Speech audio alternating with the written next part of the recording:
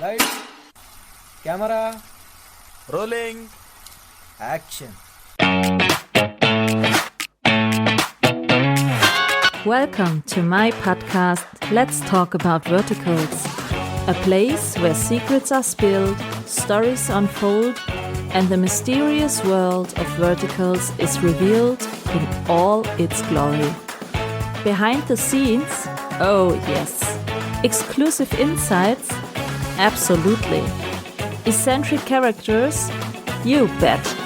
So pull up a chair, pour yourself something suspiciously strong, and prepare for a conversation you didn't know you needed. So welcome to the podcast Let's Talk About Verticals. And now, let's talk.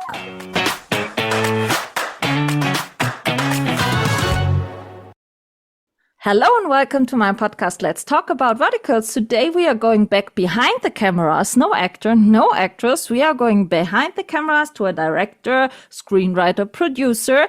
So we can talk about a lot of how verticals are done. And he's a co-founder of another new platform who recently popped up. Maybe some of you already had downloaded it. So we can speak about this new platform, about this vertical. You sure all have heard about it already. And I'm saying hello to Salvador Paskowitz. Welcome to my podcast, Salvador.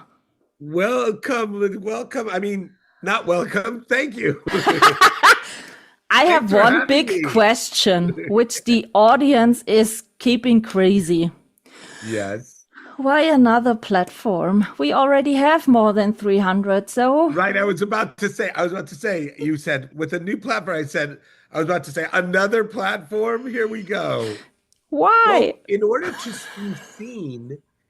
be seen, you have to make your own theater. So you have to make your own platform. There isn't a way that we can, as new creators, go to a theater, or verticals can't be shown in a theater, and we can't call up Netflix or one of these people. We have to make our own platforms. Otherwise we wouldn't be seen. It wouldn't exist. Because for the audience, it's really hard. Having more than 300 platforms, and let's say on every platform, one show we might want to see. And then you have to buy the subscription or the coins and for only one show. And then, it's making sometimes my bank account is screaming at the end of the month when I'm doing some other weekly subscriptions to see a few shows. But I saw on your platform, you don't have a subscription, right? You only have the coin. We didn't feel we earn it yet until we have some more titles. Yeah. So we're going to be filling our platform with titles as fast as we can go. But we're going to be doing them one-to-one. We're going to be doing this step-by-step is finished. Yeah. Then we go into production next month with our next one. And the great thing is because now that we've done one took like 3 or 4 months. The next one will be like you're more experienced it just in the production pipeline, just in okay, this is how we do it. Because in a movie, in the traditional movie sense, everything is very, very slow. I spoke to a few actors and they said, I did a bunch of verticals. Then I got an offer for a feature film and I did the feature film. And I was kind of bored on set because they are only doing 2 or 3 pages per day. And I don't know why they were so slow. Yeah, I know. And well, at some point it is. It's like, why are we so slow? This is crazy. It must be very hard for the actors.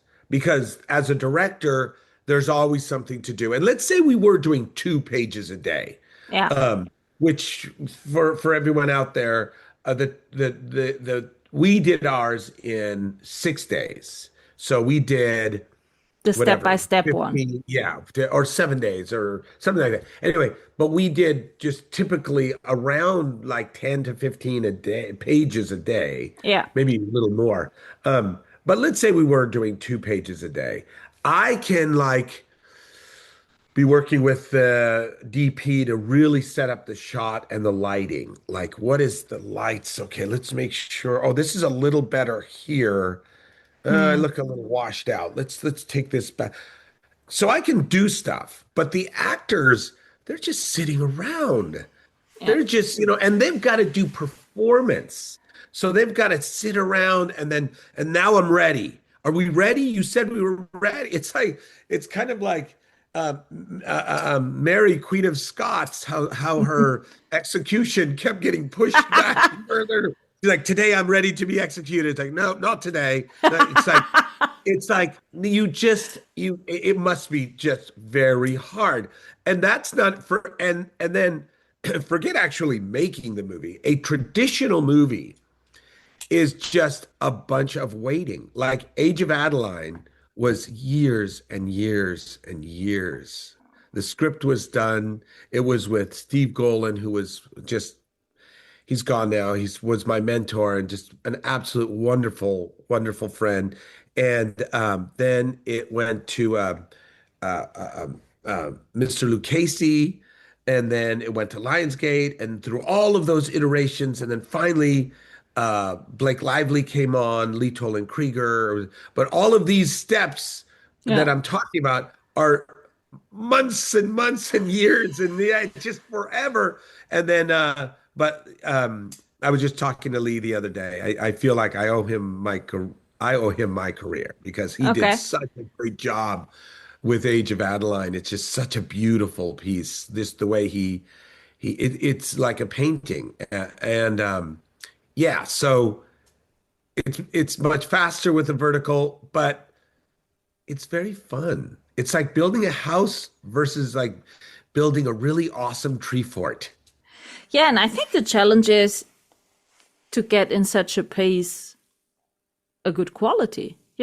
When I started watching verticals, the quality was not so good because you saw so No, many yeah, people were totally yeah, unexperienced, and there were so many, let's say, little mistakes on screen. You yeah, saw yeah, exactly what yeah. was not taken care of because of the pace they had on set.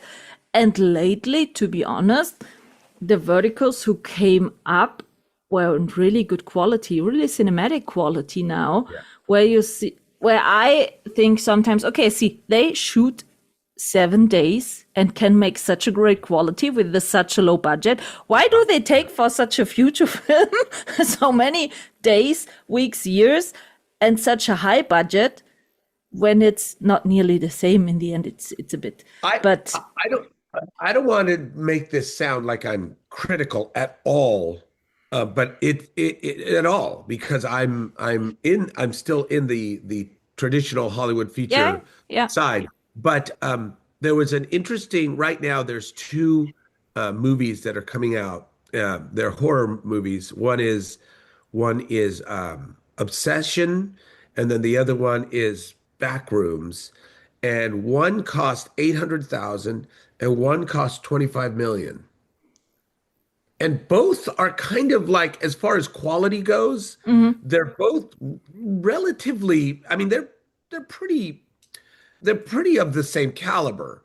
But there can be this big differential, yeah, and some of that is to me, it's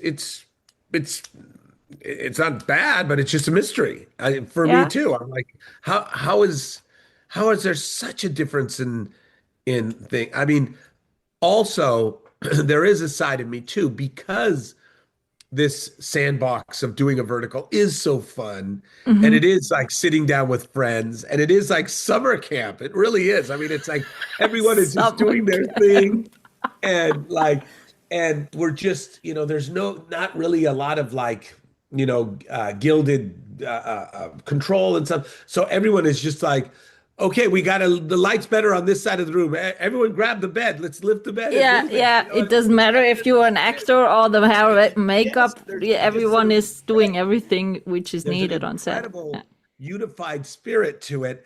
And then furthermore, I like actually having to use your brain and say, okay, how can I convince everyone that somehow right in here where she's walking off the metro Yeah. We're not actually going to the metro.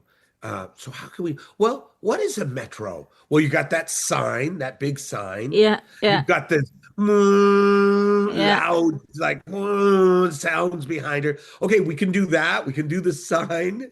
Maybe there's smoke. There's a little mist and smoke. So as you start to like really design it in your mind, that's why your mind has to like have the ability to see what could potentially be there. It's like right there. I'm looking at it right now. I'm like, okay, well, I got the steam behind her and she's wearing her overcoat. And I'm going to put a bunch of people moving in front and they're wearing overcoats and they to assume it's outside. And maybe we can get a little mist going and then we'll have somebody with a light going down.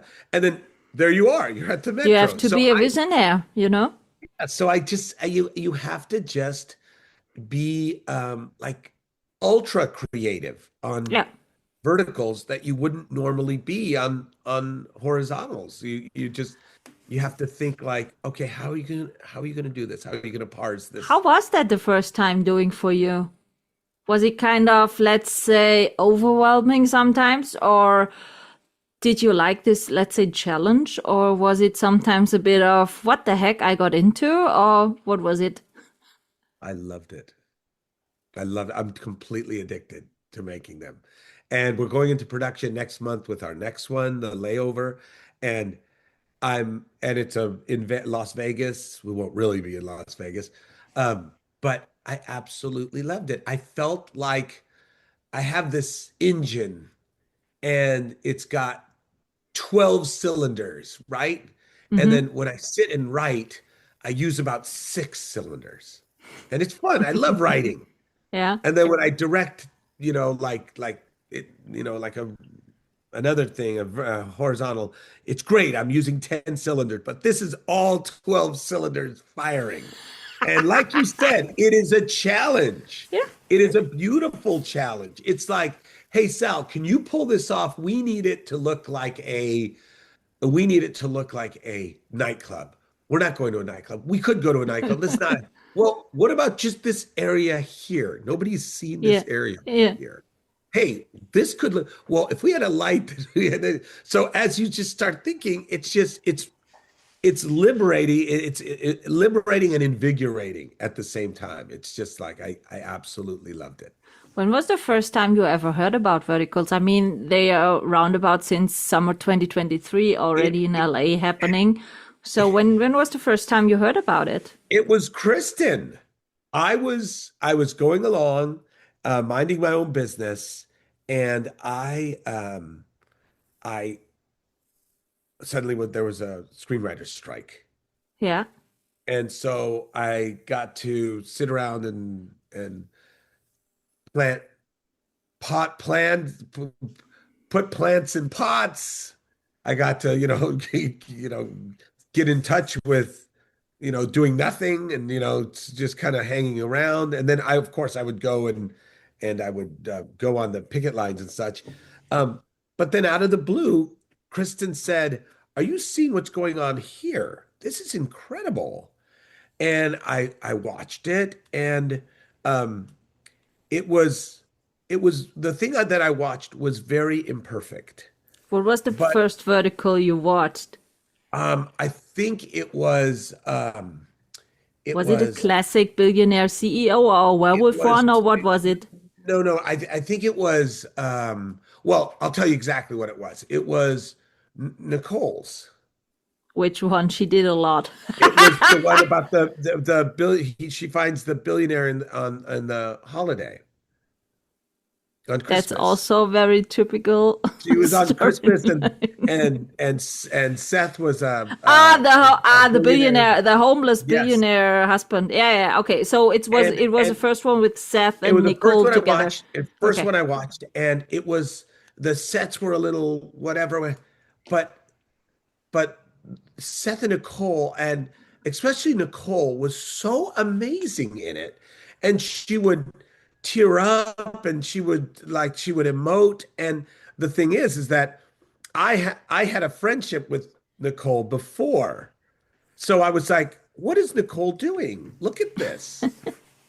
this is kind of it's kind of a weird situation.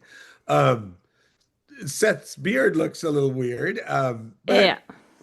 but she was an absolute like a light in it. She was like her acting was just like incredible. So I called her and I was like, my gosh, what is going on here? Because What are you doing?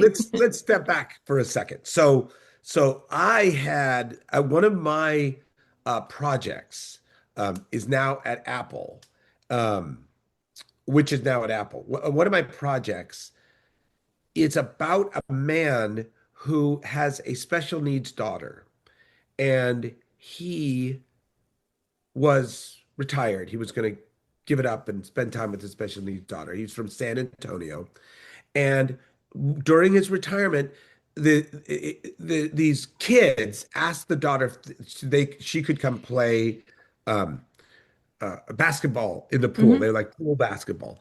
So she went and played, and Gordon, the dad, was like, "Ah, this is great. Yeah. Retirement's going to be a breeze."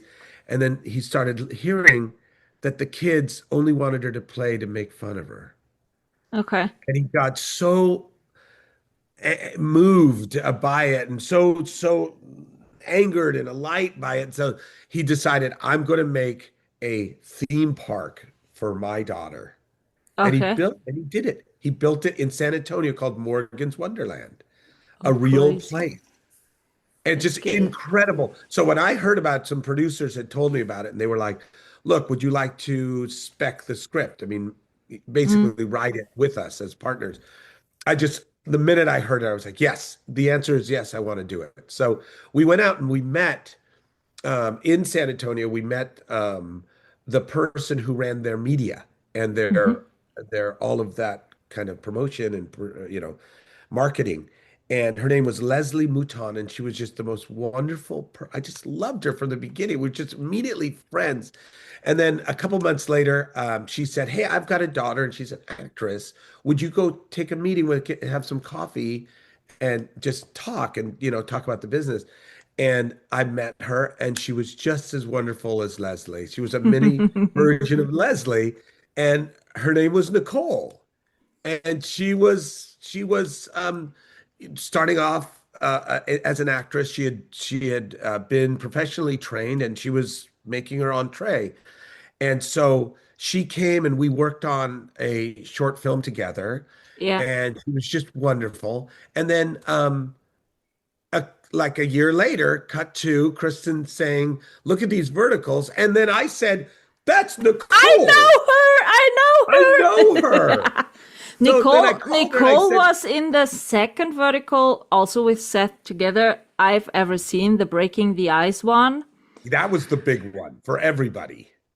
That was the second vertical I've ever seen. Yeah.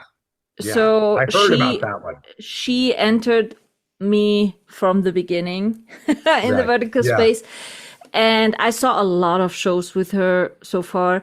And the one you saw was I Got a Homeless Billionaire for Christmas or something like that was the title, also on Real That Short. was it. She was dressed like an elf. Yeah, true. And he had, as you said, this ridiculous beard. No, but Nicole was one from the beginning as an actress. And I saw her, as I said, the second vertical I've ever seen she was in. And it was the Breaking the Ice one, which was a really big hit. The other one I saw, the first one I've ever seen was The Double Life of My Billionaire Husband with Jared Harper and Molly Anderson was in it and stuff.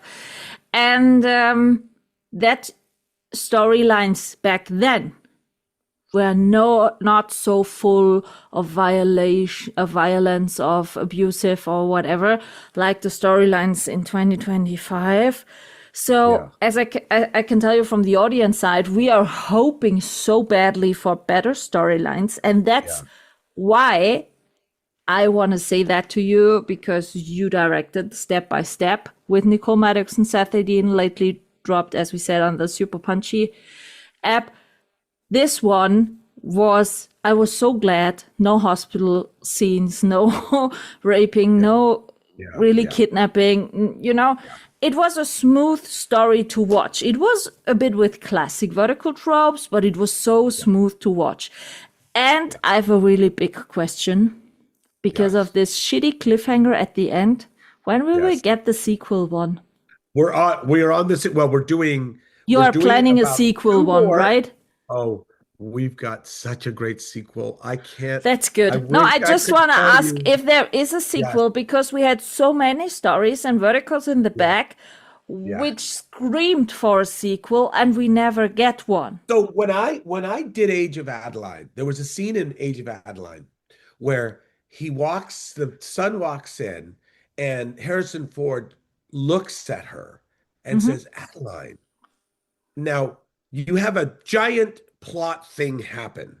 Yeah. As a writer, I remember writing, well, I can't just have that plot thing just hanging out there. So what you do is, what do you do when you have a plot thing hanging out there in your Yeah. story? Yeah, you need a second one, a part, You no another no no part. you have a character say, "Hey, how do you know her?" Like the character says, "Look, the son walked in with the same girl you knew.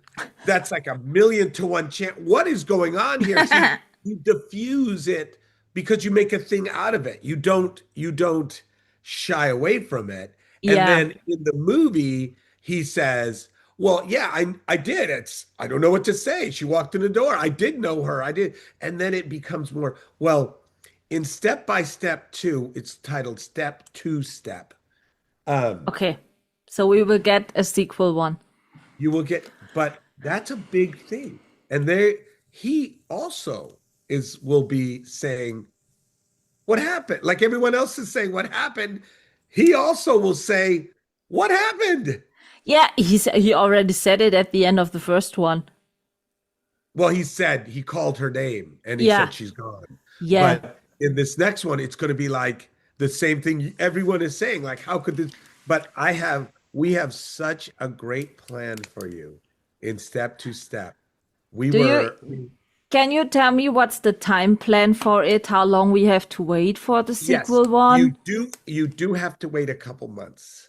I'm sorry. It will be Till around the next end of the year? year. It will probably be around the, Yeah, but that's okay. 6 months, it's okay. You know, yeah, that's yeah, that's fine. They are dropping so many verticals. We yeah. won't get bored Yeah, with watching. there'll be plenty of you. The most important thing is that we get a sequel one, you know, and not We in two will, I years, promise. maybe, so that you But say you get one, but it's it's not just going to be some sequel to be a sequel, because we're okay. talking about it, and I was talking to Cole about it, and we were literally crying what we Ooh, have planned. a dramatic one, you want to We say? are, it is so, I wish so much. I'm so bad. Everyone's like, don't talk secret, don't talk things.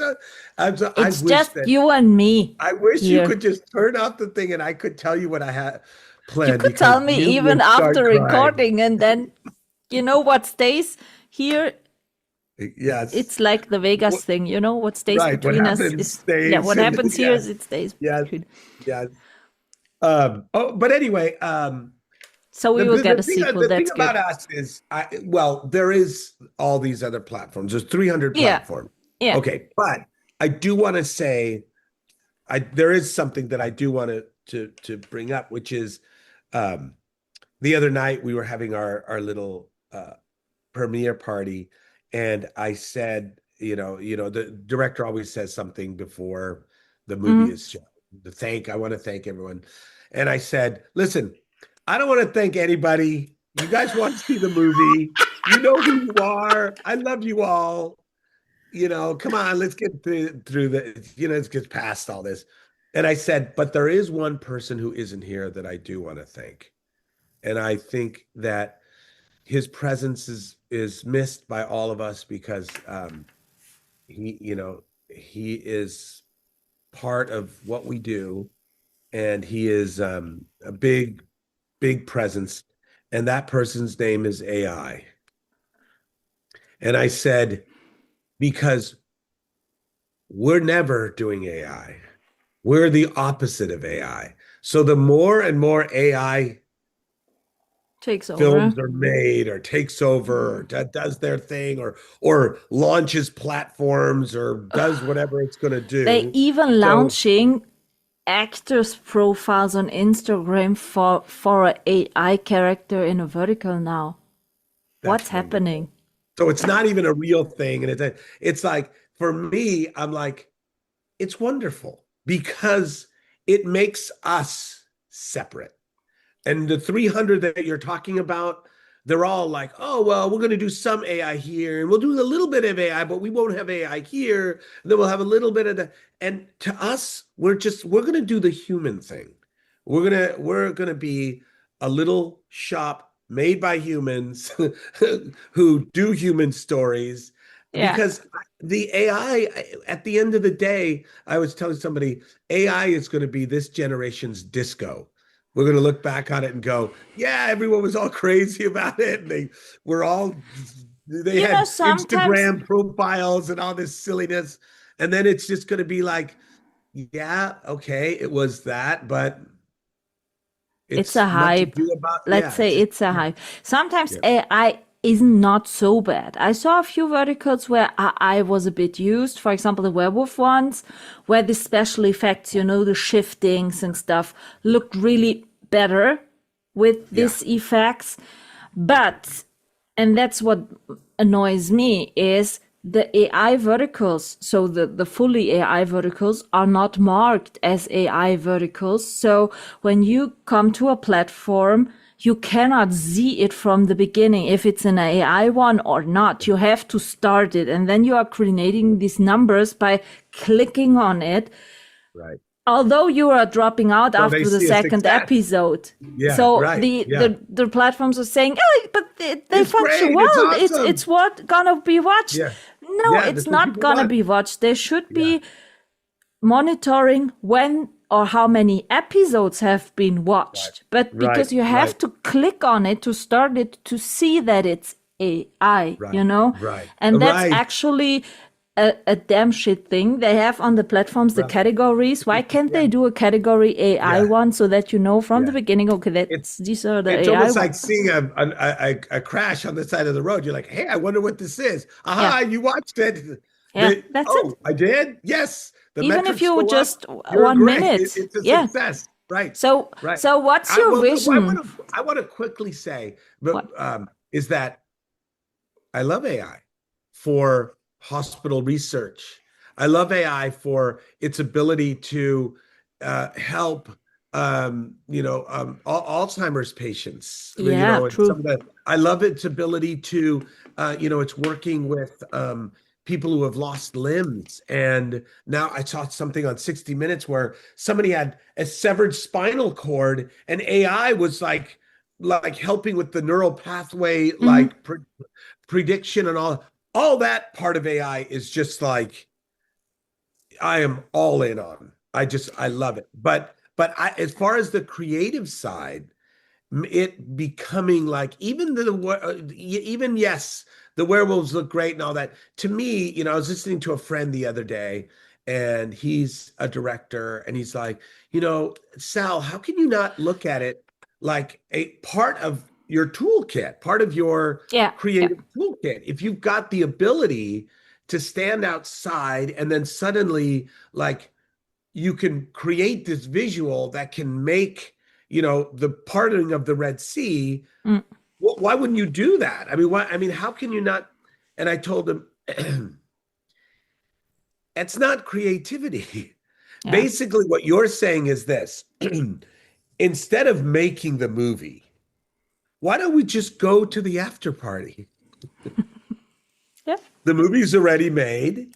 Yeah. The actors are ready. Let's not even here's this book we intend to write. Perfect vegetarian. Let's just already have it written. That's not a creative step. No, it's That's not. just like saying, oh, let's have the book release party. Okay. Are we making the book? Don't worry about that. We're just going to go. So it's not, I disagree. Like it's not creatively, it's just jumping to the party at the end. It's just jumping Yeah, to, yeah. so it's like, where was the moment? Where was the moment that you Where did you interacted? earn this party? You know? Right. Exactly. And by the way, what exactly? And when did you earn your characters falling in love? And when did you earn any of this? And if you're jumping to the end, then in a way, I don't think you really like the creative process. Because for me, the creative process and that moment and getting under the hood with those actors and having them say, look, what do you want? You're doing it great, but you've got to go out again because you've got to be wet, but you can't be freezing wet. Yeah, but the line says I'm freezing. Yeah, but you're being hyperbolous. It's like, would Yeah. you hurry? I'm freezing. You're actually freezing. Sal, you're not sending us back out into the rain. I'm sorry. Please forgive me. I'll buy you a Morton's steak dinner, but we have to go back out. So for me, these are labors of love. I don't want to just skip to the after party. Yeah, yeah, true, true. So, what are your visions for your app? To What just do you- continue to make more. My vision is, will people be okay with waiting as each sailing ship is built? Will they say, oh, well, I wish I was on your app and I was clicking on something? Forget the word app, forget the word microdrama, forget the word vertical. It's just me and the story and the actors.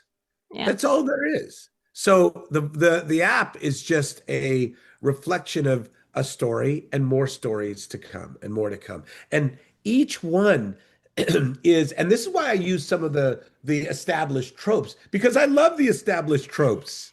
I love drama as and long melodrama. as I long love you it. don't use the abuse, as long as you don't do a banquet scene about 45 episodes or the female abuse round about every episode.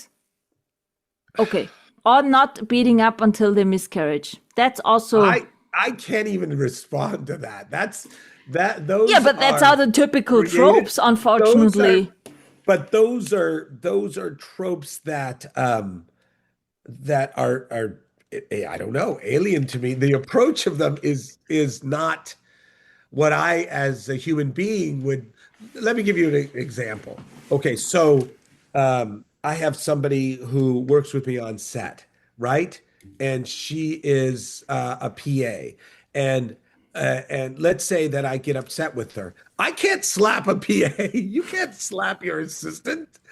So when I say that's not possible, it's like I don't even know how you would even use the trope, because in my mind, that's not even reality. If somebody slaps another person, Hey, come on! In you're some going to verticals, jail. every 2 minutes is a slap, without any reason. You know, that's the next stuff. Well. That is my vision right there. My vision is, I love drama. I love melodrama. I love macro drama. Yeah. But what if a guy really is a billionaire? What if he really has to cope with, I was talking on a Zoom the other day, and I was saying this, what if a guy really was a billionaire?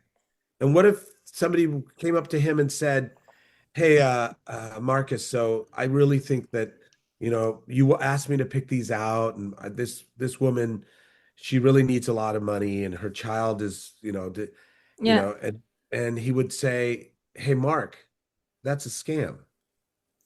What? No, look. And the fact that you didn't see it, Mark, means either you're in on it or you're too dumb to notice it and you're fired. Like the billionaire would have to go through things like antitrust. Antitrust is a huge thing with billionaires. Okay, you talk to this company talked to you. Therefore, they're on the hook. You're legally on the hook with them. Suddenly you're in business together. And he's got just his entire life is just set up for legal issues. How do I get out of these? that to me is interesting. That, or at least is an interesting backdrop, which is what would have, now he's a werewolf or he's a vampire. I'm all in on that. Like the tropes, I'm fine. No, no, Yeah, no. but I I think have a they're question ridiculous. for you. What does it Why do really we feel need like? always the billionaires? Why can't we do storylines with more blue collar work or more down to Well, earth story that well, felt more realistic for the audience? well, what I have coming is some of that. Like I have a surfing movie coming because I'm a surfer, Okay. and I have okay, and You cannot spill too much, because I'm a otherwise you get. huge fan of the genre, and but I don't I promise you I'm being very true here, where the ridiculous trope to me is again like a challenge. Can you make Mm, a ridiculous trope feel, because look, I want to be of this world, but not in the world, but not of this world. So I do want to play in a sandbox that does feel familiar, and I like it. I like the idea of um of some of these big story plot idea. I have no problem with that. I have no problem with the billionaire. It just, it has to be a true billionaire, is what I'm saying. I think, mm, I guess here's what I'm saying, Michaela. Here's what I'm saying. Like, people tend to watch. I remember somebody, Lorenzo, once told me. He goes, "Look, people love to watch cop shows and they love to watch doctor shows mm. because in your life you don't really connect with doctors or Well, police." I I know, wouldn't right? say that. Exactly. I wouldn't say that. If you But spend a lot of time with yeah, doctors, yes, yes, they can yes. get friends. I could tell you. But no, but I mean to be a doctor, Yeah, to true. hold life in your hand, to be a cop, to actually have the license to take life, and like the life of these people are grand, and Yeah, people want to go into these lives and see what they're like. But if you make it where you don't earn any of these moments for these people, then you haven't gone into their yeah, lives. yeah, You've just watched them on a coin. And they're just yeah. like, oh, that was interesting. Oh, that was interesting. That was pretty. That was shiny, but it didn't mean anything to me. For me, everything is always about story. That's good. No, have you seen the pirate vertical who lately dropped? Mm. Filmed on a ship on the sea a day, Wow. directed by Oh, Dylan Vaux. no. You should watch that Did you because like it? it was hell good. Because it was so different and so cinematic. I recorded with Dylan Vaux and he told me that he's the James Cameron of the low budget. So, Yeah, that's awesome. no, and they Yeah. had a big ship, a pirate ship for the shooting, and they Kiss the filmed Pirate King. exactly. And they shot the whole day out on sea. And it was so realistic, cinematic shot, I can tell you. They had a Wow. dungeon, they had a castle, they had, it was so different. No billionaire mention, no. Yeah. And in this type of storyline, a slap makes totally sense. You know what I mean? Right. So Right. Yeah. Yeah. it Yes. serves Yes. the story Yeah. in that Right. way. Yes. And we have Yeah. verticals where you get 50 slaps in the verticals and Yes. Yeah. it's not It is. Yeah. needed for the Yeah. storyline. It's just that someone got slapped. Well, So, Well, I can tell you, we do have no billionaires on the slate. that's There good. is no billionaire stories, and only because, not that I wouldn't do it, but at this point I would do it more as a reflection of doing it, because Okay. there's so many. I would almost do it in protest, in solidarity of doing a billionaire show, because there's so many billionaires. But I don't have theoretically a billionaire on my mind. No, because when you were to looking me, back to this Breaking yeah, the Ice one we spoke earlier, yeah, there was no billionaire and it was a hit. right. Yeah. And it was a hit. Yeah. I mean, to me, human stories are much more interesting to me. And with the step trope, I was always interested in that. I'm always interested in something that by its very nature denotes drama. I Mm-hmm. was always interested in that, even as a regular horizontal film. Um, you know, um, uh, um, Clueless had a step trope.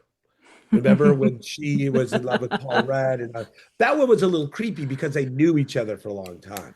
But Yeah. I'm always interested, like I was telling someone the other day, like twins. Like, what are twins?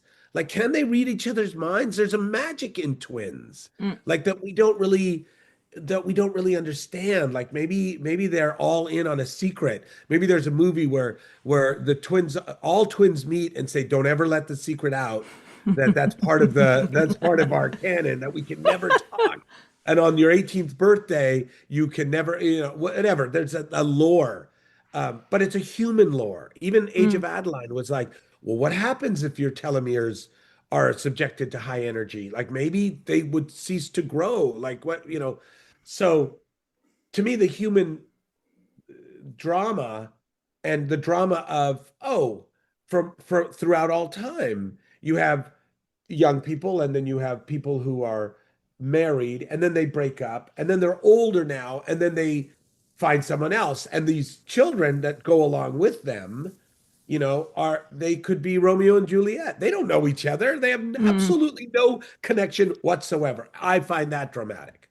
But for me, a billionaire, just by being a billionaire, I would have to have some other human force that would Some take me side stories to the billionaire. across the finish line to make it inherently dramatic.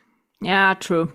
Yeah, as I said, sometimes we have stories that doesn't make sense in it because there is just even before you're hitting the paywall, the first 10 episodes are so overloaded with this tropical shit, with this trope shit every time. Yeah.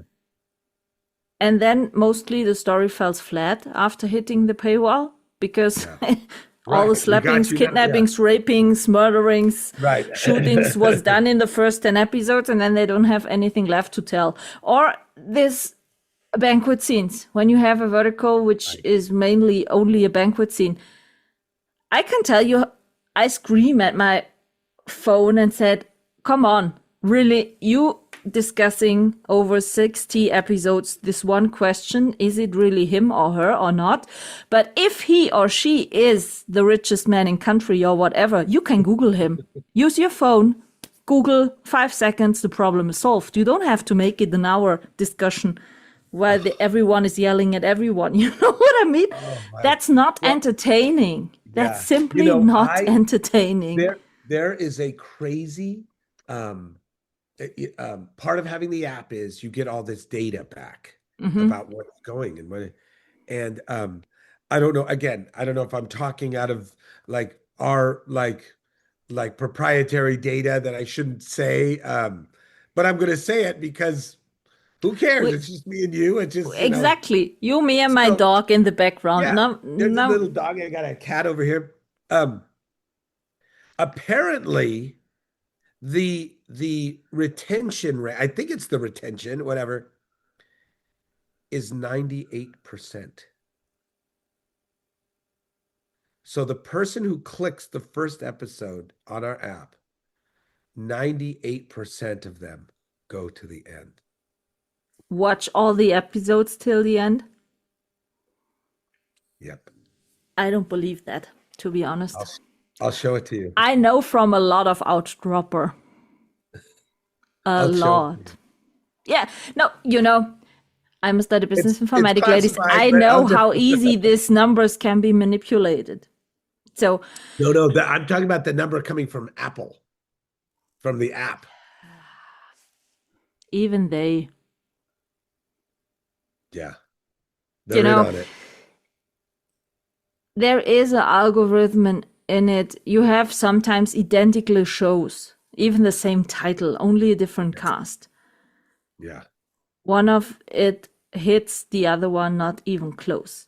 And it's exactly the same. You know Yeah. what I mean? So you cannot be, as I said, the stories which were published in the early 2024, you had Yeah. 80% less of this slappings, violence, whatever.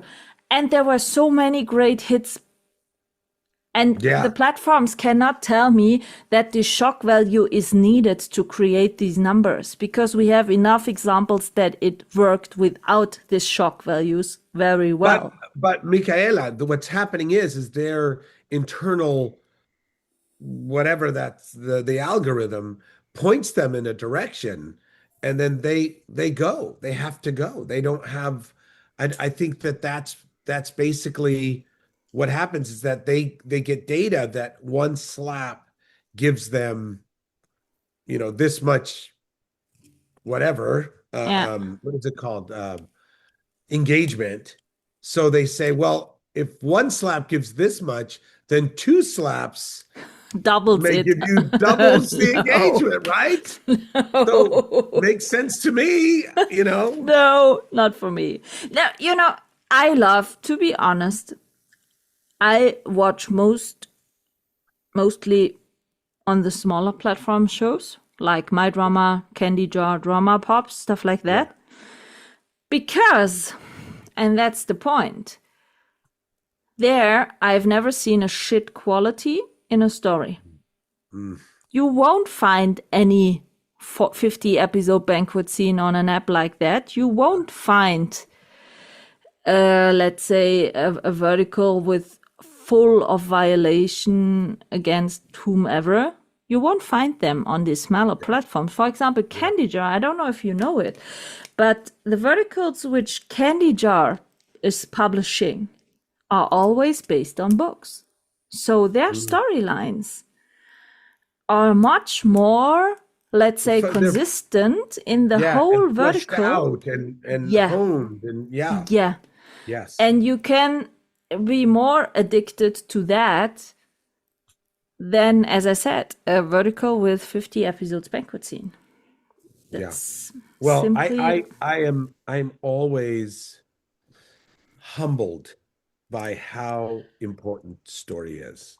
And Yeah. I approach each page with the notion of, why would anyone take their time? Yeah. And that's the kind of honor you have to give your audience. It's every single time I am in competition with the world for your attention and affection. And I have to earn that. And I think that's why so many of the vertical actors have come on this journey with me, because they can see, they can inherently sense that it's really not about me. It is about the story. Yeah. And that makes me feel good when I hear stuff like that, because people are so smart. People are so I have the so feeling that sometimes the app or the platforms think that the audience is dumb. Sorry for Right. saying that, but Yeah. I get it that they're always entering new audience the space. I get it. But there are now a lot of people who really watched verticals now for 2 years, 3 years. So They're sophisticated to the that's to the it. media. But Yeah. I have sometimes the feeling that the platforms won't serve these older watchers Yeah. because they are so restricted to these shock value numbers Yeah. that they're producing the same story 6 times. Yeah. You know what I Yeah. mean? Yeah. And that's what really annoys me. And that's why I love the smaller new platforms, because mostly of the smaller platforms, as I said, the pirate one, for example, was shown on My Drama. There was another pirate one who was, which was bought from Candy Jar, and Candy Jar published it. There was a show also published on My Drama. You know, there is a lot of Ukrainian influence on My Drama because it's a Ukrainian platform. So, and they don't translate Chinese scripts. They have their own storylines, and you see that so good. As I said, also on Candy Jar, when the storylines are based on successful books. Yeah, yeah. And that's what attracts me, that I say, okay, listen, I prefer watching these types of show, or the shows on Drama Pops are all the shows which are produced in Turkey or Lithuania. I don't want to say that we are producing good quality here in Europe, but yeah, we do. We have the Candy Jar app based in Berlin. We have the Drama Pops that is produced mostly in Turkey and Lithuania. And we have My Drama, also Ukraine. So in Europe, sorry for saying that, I have the feeling that the people understood what is needed to be successful in the market, even with a smaller platform. But, and that's it, I'm doing also episodes for the podcast with fans. And the first question I'm always asking is, how did you get into the vertical space? And 99% got hooked by an advertising from Real Short on Facebook or TikTok. So the marketing from Real Short is so good that mostly every audience who enters the market is confronted first time with Real Short and purchases there a membership. They don't have the widescreen, that there are a lot more possibilities to watch shows. And that's why they are getting so hooked with Real Short in the first time. But, and that's what I really loved to see this year in the beginning, a lot of long-term exclusive actors as Richard Scherer, Seth Edin, Luke Charles Stafford. They are all non-exclusive anymore. Because they recognize, hey, we have so many platforms with so many great chances to do new stuff. We don't want to be hooked with Real Short. We want to, let's say we want to enter this whole market with this whole possibilities. And that's why I really love this upcoming platforms, but in the other side, it's hard for the audience to decide, okay, on which platform I will watch now. But what a great problem to have is that you have now you have all this choice. And listen, I mean, we approach it not even. I mean, we're I think as a platform, if that's what we're called, we are even one step behind what you would say the goal is. We just want to make great movies and stories. Yeah, great like content, like you say, like Candy Crush, they're more into like, let us succeed in this. We're not even like going to that regard. We're just hoping our stories succeed. We're just focused on characters and stories and mysteries and dramas and comedies and just making movies. I mean, when I was introduced this in pretty much the same way, but I immediately saw possibilities of making like real independent movies shot in this format. Now, I won't succeed every time. I'll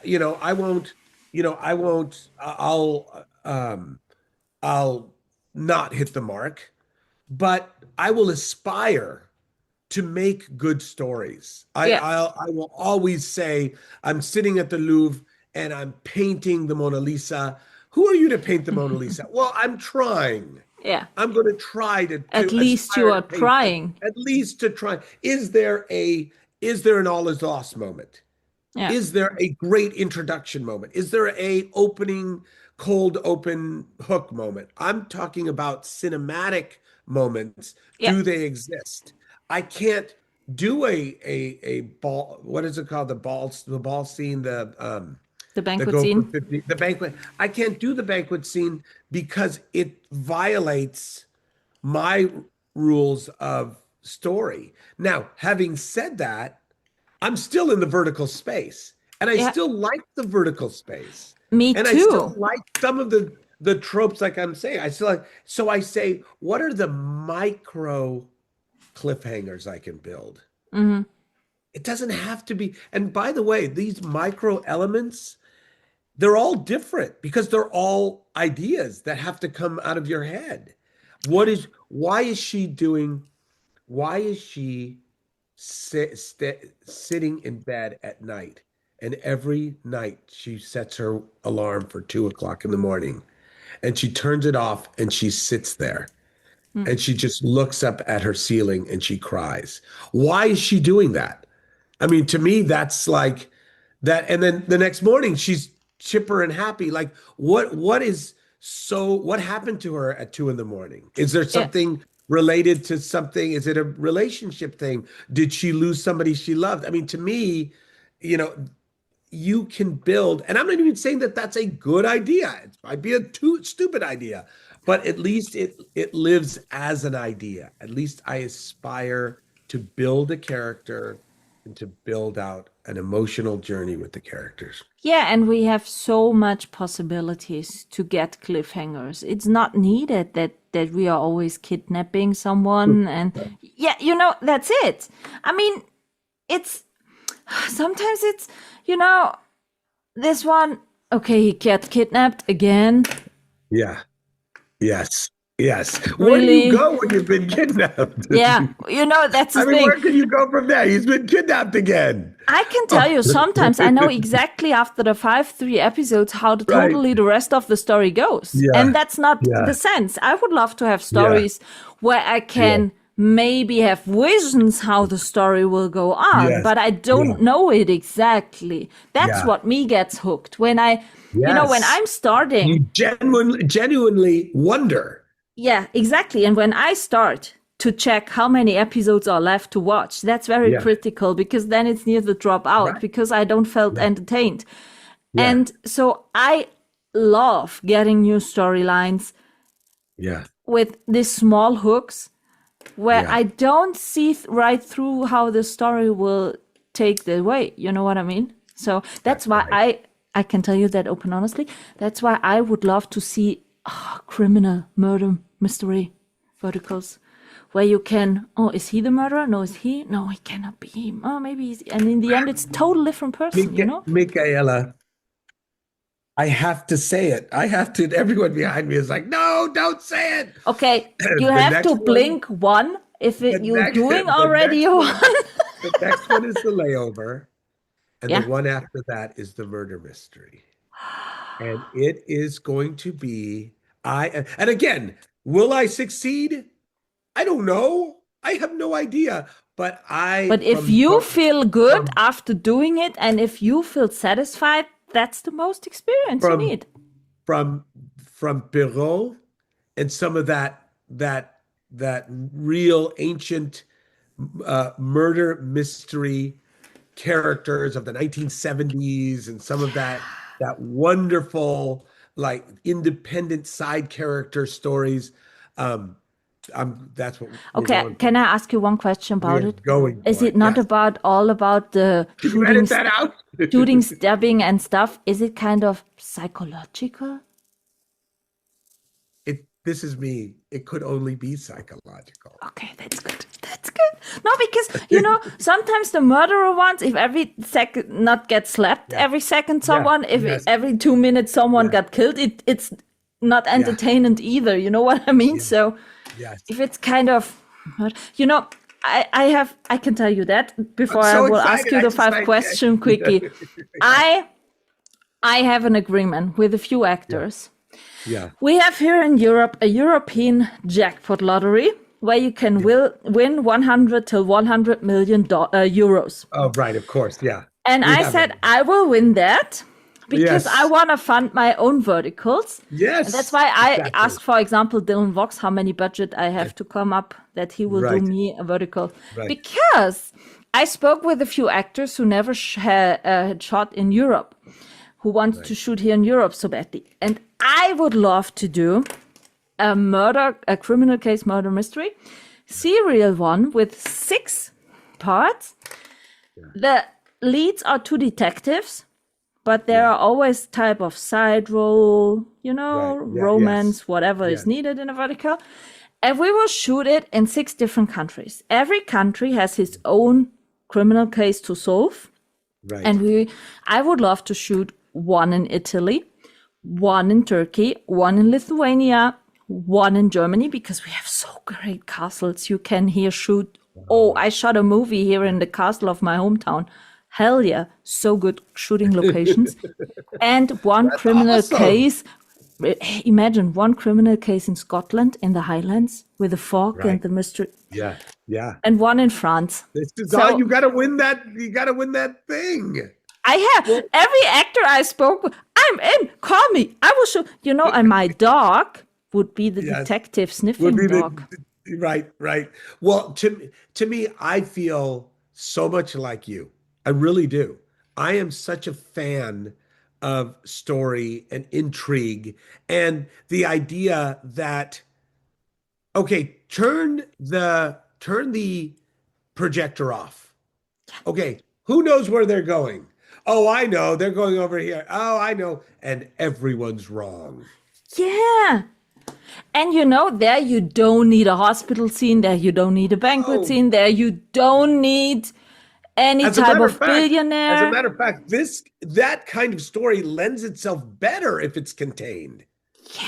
And the audience could identify with the detective ones, because in every serial it's the same detective pair as the leads. Right. Yeah. And they can sympathize with them, and they can get virtual friends with them and be so excited about the next sequence. Say, oh, I want to know what's now they are solving. Oh, they did last time, they did it so good. It's so easy to hook the audience in that case. Yeah. I don't fault big companies for having big marketing budgets and big mandates. It's just part of being big. You know what I mean? It's like you get to a place where you have no choice but to the cat knocked over us. Let's not talk Okay, now that's why I win this lottery. Okay, if you have the platform, I will give this then to your platform, okay? Okay. All right, thank you. I'll Because take then it. I don't have to create another platform. It's so funny because we are going into production in July on our next one. And for me, I'm like, it's not fast enough. Let's keep going. Why? I'm sitting around here. I could be directing. Let's keep going. Like, I literally feel like when Super Punchy warms up, I want to be at like 2 a month. Yes, you heard me. Because I love running that 12-cylinder engine all the way. It feels good. If let me give you an example. When we were doing the color, and I've told this story to somebody else, but it's such a good story. We were doing the colorizing, and it wasn't coming out the way I kind of wanted it, because you have all these objective goals in making a movie. Objectively, you must have good performance, right? I mean, you can't have bad performance and have a good movie. You got to have a good story. All of these objective goals. And you need a good post-production, because we had so many verticals where the post-production ruined it completely. We gave all of our, but one thing that's not objective, it's subjective in the whole process is color. Once you get to colorizing, there's a choice, like, should it be like super dark? Should it be like should it be super contrasty? Should it be uncontrasty, 70s style? Should blacks be long, French New Wave style? Should it be like a Mexican bullfighting poster where it's like a lot of blues and reds and a lot of like posterizing? And I got to the color, and I had a vision for the color, which was cinematic, but also beautiful too, and wide. And so we started colorizing, and we're not getting there. and it was crazy. It was like, because all of the production had gone so wonderfully. I was like, Yeah. oh, look at me, I'm so lucky, I can, this was easy. And then we got to coloring and it went, "Erp." And I went, whoa, we really don't. And our post house was so good. And he was like, well, tell us what you, and then finally it was like that night I said, I've got to make guides. So I took every frame of the movie and colorized it myself. Okay. Yeah, And but I the coloring presented- on step by step was really, let's say, subtle, not so colorful. yes, It was right. It was really, Yes. I don't know how to say it. It created a Yeah. cozy atmosphere. It Yes. was not so overloaded in coloring, but it was not There was, too less. yes. And there was so much intention that I was trying. And again, Michaela, I don't know if I succeed. I try. That's what I do as a creative person. I have a vision. I try to reach that goal. And so in colorizing, I tried. Now, if I didn't love what I did, I would look at it like, oh, I stayed up all night. I worked 17 straight hours to colorize it. But I didn't. I went, oh, look at that. It's 5 o'clock in the morning. I've been up all night. But Oopsie. because I love doing it. And I wanted it to be as good as it could possibly be for my audience. Okay, now I'm curious about your upcoming shows, to be honest. You're not happy. Now, when will the next one drop?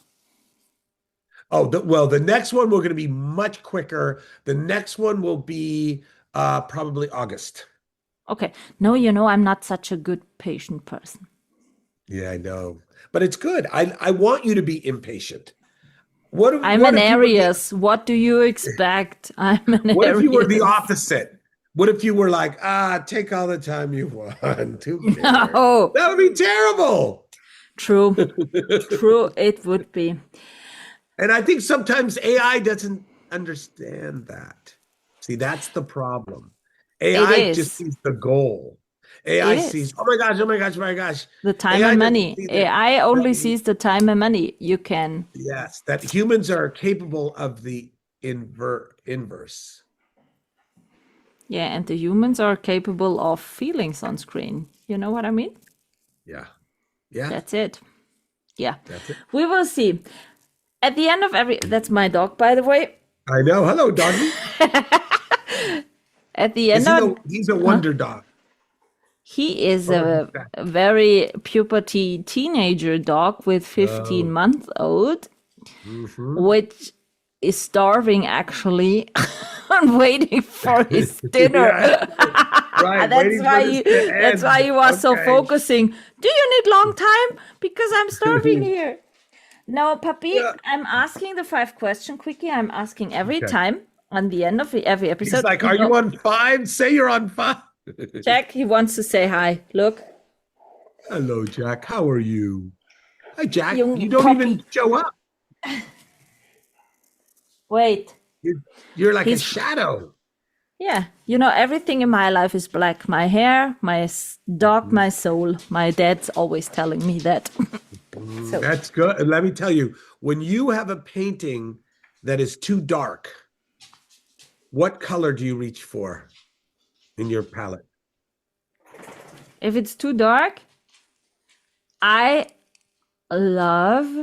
it's too dark inside, I need a bit of orange. Oh, you're the first person who did not say white. No. Because the answer is black. Because if it's too dark, the more black you put on it, the contrast of what you have. I would not say black, more gray. Because but it's too dark. Gray is just going to be the same as what you have. When you add black. Yeah, but if you are creating shadow effects with the gray. Yeah. And the picture gets more depth. No color needed. That's the trouble. That's AI. The more black, the more they add, the more we as humans shine out. Yeah, true. So it is. It is. As I said, as a business informatics lady, I'm reading a lot of student papers actually about AI stuff, because in informatics, AI is needed in a lot of different ways. So, as I said, sometimes it's not the bad stuff, but you have to use it respectful and not, let's say, everything with emotions cannot be AI. That's it. That's it. So AI, you have to feel AI, it's like music. You have to feel it. And yeah, I know you're even making music, but a lot of people on Spotify, they see it, but they're not really listening. for me, there are so many points who have to be perfect in acting. It's the Yes. voice, it's the tone, it's Yes. the body language, it's the face expression you can give. That cannot be created by AI. Right. Because, and that's why I'm always saying to a few actors, you see exactly when you are watching properly, had this actor or actress, is it doing this job for money, or is he or she doing it because it's her passion to do it? You Yeah. see it on screen directly. And Well, that's the same thing with AI. I think I think with us is, and again, I think AI can build machine parts that now will replace 10 other parts and there'll be far less waste and all of those applications for AI, I'm all in on. I think they're wonderful.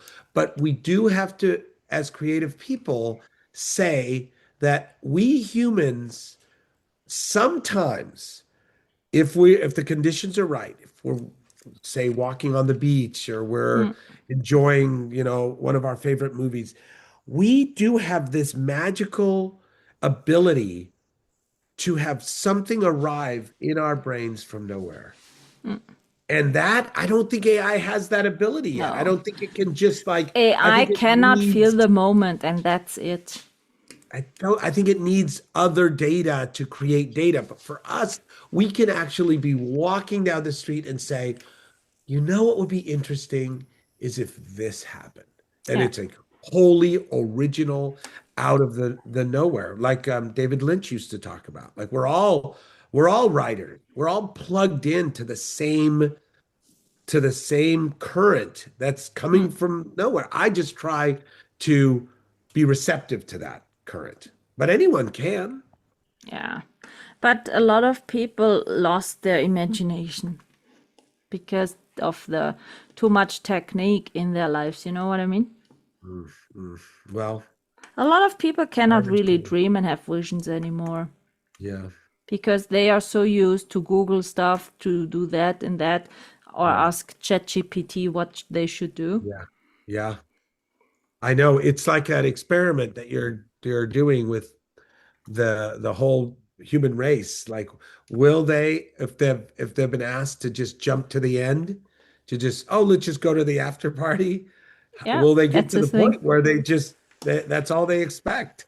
Yeah. When's the next after party? Oh yeah, hold on. Yeah, true. No, I love to earn my stuff, not go to the party directly. I feel uncomfortable if I haven't earned my stuff. So, Yeah. yeah, we will see how far this will go. At the end of every episode, I'm asking everyone the same 5-question quickie. Okay. First one, what's your Yeah. favorite dish to eat? Oh, my favorite dish to eat is probably oh gosh, it's Kung Pao chicken. It's delicious. It's everything I want in life. And it doesn't even matter if it's Kung Pao tofu. It's great too. But heat, I love the heat. I love the chilies. I eat them. I eat I them. cannot eat Oh, spicy things. yes, yummy. Nope. Not in my base. Nope. Do you have any comfort movie you love to rewatch or you Of turn on? course, it is what created me, the movie Somewhere in Time. It is what created Salvador Paskowitz's instinct on romanticism. Do I know this movie? It's it's a movie about magical reality Something Magical magical happens. reality. Okay. And that magic leads to a love deeper than possible. I have to And look that up. that's basically my brand. That I'm just basically doing that same movie over and over. Okay, I have to look that up. I'm not sure if I've seen it. So, okay, that you love movies as a director and writer, fine. What kind of music is your stuff to listen? Well, I would probably say that John Williams is my favorite composer, but it's like eating a steak versus eating cotton candy because James Horner is just so Oh, James yummy Horner is to great. just devour. And then, you Kiss the Ring from Dune 2. It breaks me every time I hear it. It just, oh my gosh, it's so stunning and stirring. It's like everything I want. I had a breakdown after I saw Dune 2. I was like, I'm such a loser. Why didn't I write this movie? It's everything I want to do. It's everything I want to say. I had an existential I've failed as a human being. I should have written this movie. It just was so. And then at the end, where it's like, this is the stirring, triumphant moment. This is it. This is the 3-act structure. This is the hero's journey. And then it's like, no, it's not. This is a tragic moment. And I'm like, this is what I want. You want can to write play. the much better vertical and be there, the pioneer, Maybe the murder mystery one will be the. I told her about the murder. My wife just walked in. I told her about the murder mystery. She's like, keep things to yourself. Come say No, hi. he had to tell me that because I'm craving. I'm craving My for wife the murder Kristen. mystery one. Oh my gosh, I know. Oh my gosh, it's so exciting. We're so excited. Craving for this one. So Oh it's my gosh, we have so many characters, so many.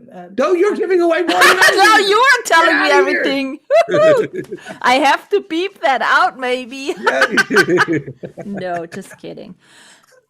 Go back to this murder mystery. Which genre you would love to see more in verticals, or bring into verticals? Maybe. Great. I love that question. The person, Ron Sheldon, he wrote like sports, and he coined the phrase "write what you know," and I completely disagree. I couldn't disagree more. You are always writing what you know, Ron. Therefore, I would love to see you write a sci-fi. I would love to see what a sci-fi looks like by somebody who always writes sports. And here are these two giant spaceships, and they're both going to this new planet. Do you think that would be possible to do as a vertical? And suddenly they say, oh, well, our communications broke down years ago. Now we distrust each other. And now the only way that we interface is with this sport that we do. So these teams on each ship, these teams are like unbelievably lionized and deified, like now I'm just space creating race.